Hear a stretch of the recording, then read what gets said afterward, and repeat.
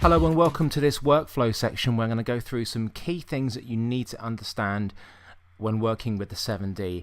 And what I'm going to go through here is basically importing and converting your footage to edit with it, how to create slow motion from 50p and 60p, and also how to turn your photos into a moving time-lapse sequence. First off, H.264.MOV. Now that is what the 7D and the 5D Mark II record in. Now it's a lovely format for finishing and for publishing to the web, but it really sucks to edit with. It's very painful unless you have the most powerful computer on earth. Most of us don't, and if you're editing on a laptop, forget it. So what we need to do is we need to convert it into a format that you can edit with. So what I've got here is a folder that I've imported my files from. Now if we click on kind over here, we can separate our thumbnails and our JPEGs from, there they are, the movie files. Here they all are. Now these are all H.264, so what we need to do is convert them, and the software that I recommend using is either Compressor, which comes with Final Cut Studio, or alternatively MPEG Streamclip, which is a free application from squared5.com, and it also happens to be the fastest way to convert. So I'm going to open up MPEG Streamclip, and what I'm going to do is go to List, Batch List. Here's our section here. So what we're going to do is go on our first .mov file, scroll down to the last one, pick it up by shift clicking it, drag it over, ignore these two and go export to QuickTime. OK. We're going to select our workflow folder. We're going to create a new folder. I'm going to call this 7D converted. Click on create, click on select. Now this is a workflow for people who have Final Cut installed on their system. If you've got Final Cut 7, which is the latest incarnation, I recommend going to Apple ProRes LT. If you do not have 7, if you are working with 6, I recommend just basic Apple ProRes 422, not the HQ version.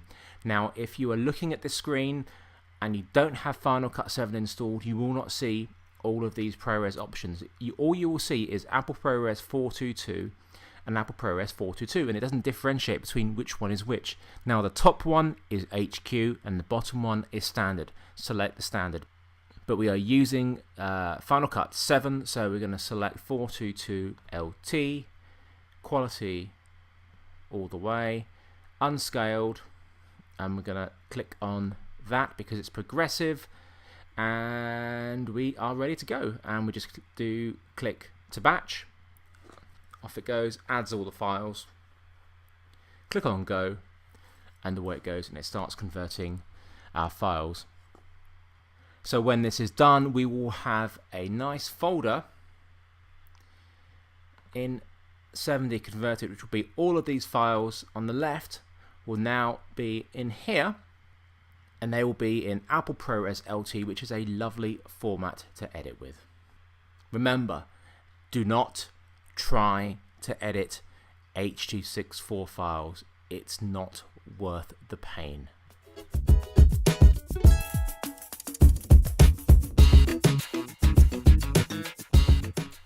Okay, what we're going to do now is show you just how easy it is to convert your 50p or 60p 720 rushes into slow motion.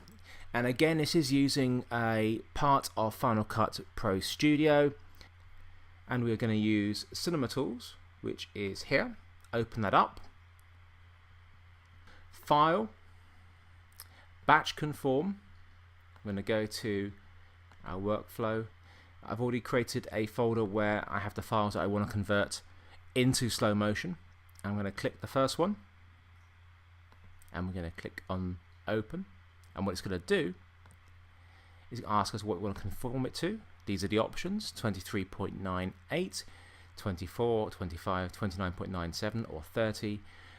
We are editing in 29.97 on our timeline, so that's what I'm going to have. Click on Conform, and it's pretty much done. in a very short amount of time. So now all of these files are conformed to 29.97. Now the problem is, once we've done this, we cannot undo this. So if you think you may well use them as 50p or 60p files, I thoroughly recommend you do a duplicate of the folder first and then conform, because once you've conformed, you cannot go back. So you are stuck with it as slow motion. Yes, you can speed it up in the edit, but it's not going to be as good as the original. So make sure that you duplicate your folder first and then conform. That's the best thing to do. So if we click on one of our files here, let's click on this one here, and if we play it,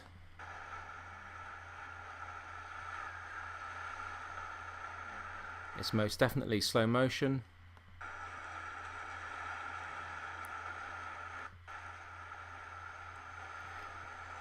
Yeah, that's definitely slow motion. And you can hear it in my voice as I talk and give direction to Von Marie.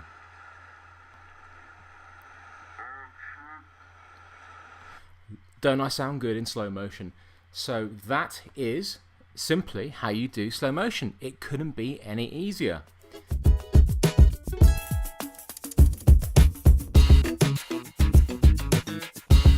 Let's move on to time-lapse. How do we create a time-lapse sequence from all of these files?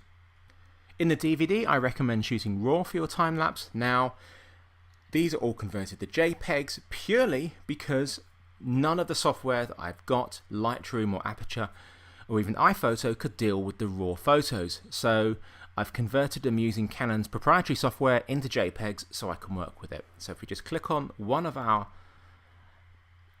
JPEGs and open up, and there we are.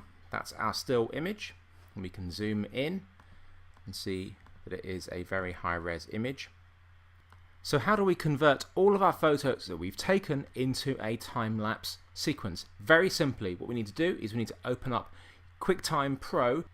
Now if you're running Snow Leopard like I am, you don't want to open up QuickTime X, you want to open up QuickTime Pro. So make sure you do still have it on your computer. It's QuickTime Pro 7. It's here for me. I'm going to go to File, Open Image Sequence, and I'm going to go to Workflow, Time Lapse. I'm going to go to the first one, click on Open, set the frame rate we want. I'm going to go for, again, 29.97. We can have it of any of these. This is our frame rate for the video we want it to convert to. Click on OK, and bang, we have a nice time-lapse sequence. As you can see on this computer, it can't deal with the huge size of it. So I'm going to go to actual size. So I'm going to go to fit to screen. Now, as we can see, it's a square image, as that is what the camera takes photos as, and it's also huge. The resolution is huge, so we don't want to use all of this. So what we're going to do is simply export it into our ProRes LT that we've converted everything else to. So we're going to go to our workflow folder again. I'm going to call this time lapse. I'm going to go to QuickTime Movie. I'm going to go to Options. I'm going to go to Settings and select all the way up to the top our ProRes LT. Frame rate is already set, so that's fine, but 29.97 was what it is. And OK. Need to change the size because at the moment it says 1002 by 667. That is purely because I have scaled it down to fit the screen. That is not the actual size of it. I will show you why. What happens if I click on cancel and go to view, actual size, and go to file, export. Do this again. We'll go to, we'll call it time lapse, QuickTime Movie, options, and there's the real dimensions. That is the full dimensions of this, which is huge. 5,184 pixels by 3,456. Now that is rather too big for us. So settings, select our ProRes,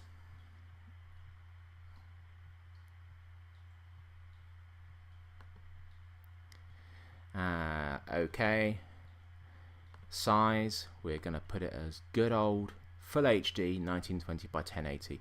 Now if you did want to use that full image, now you can do. If you've got a powerful enough computer, go for it. Create a QuickTime movie in ProRes LT that can deal with that, because that would be great in that you've got some ability to actually do some digital panning and zooming within that, but you're going to need a hell of a processor to deal with something as huge as that file.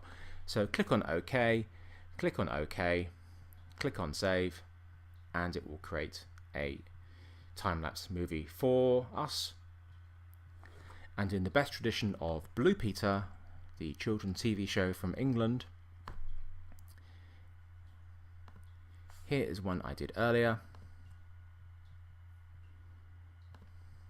So here we are, full frame on the computer. Click on play, and there is our time-lapse sequence in all its 9-second glory. And as you can see, what I quite like about this, if you look at just 8 frames in, we have our taxi driver getting pulled over by the police. Don't know what he did, but he spent a good hour and a half there. So that is very simply how you create a time-lapse sequence using QuickTime Pro. It really couldn't be any simpler. Thank you very much, and I really hope you found this DVD worthwhile and useful.